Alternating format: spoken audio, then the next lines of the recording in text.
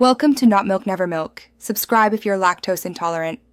In this video, I will compare Notion versus Goodnotes. Let's dive into their core functionalities. Notion is a powerful workspace for structured notes, project management, and building custom databases, ideal for teams or complex personal organization. Goodnotes, on the other hand, offers an unparalleled experience for handwritten notes, PDF annotation, and digital planning. Perfect for students or anyone who prefers a pen and paper feel. Understanding these fundamental differences is key to choosing the right tool for your needs. Notion truly shines in its organizational capabilities. Imagine building a custom database for all your tasks, projects, or even a personal wiki. You can create countless pages, link them together, and even embed various media types.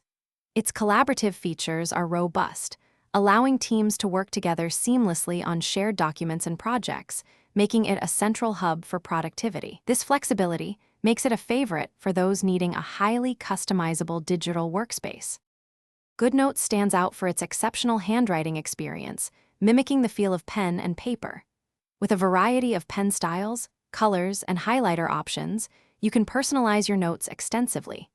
It's perfect for annotating PDFs, marking up documents, or creating detailed digital journals.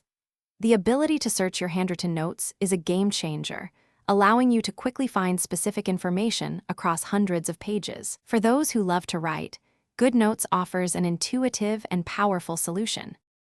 So, who is each tool for? If you're managing complex projects, organizing vast amounts of information, or collaborating with a team, Notion is likely your best bet. Its database power and customization are unmatched. However, if you prioritize a natural handwriting experience, annotating documents, or digital journaling, Goodnotes will be your go-to.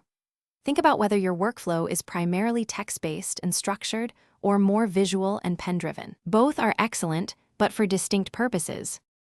Thanks for watching. If this was helpful, leave a like and consider subscribing. See you next time.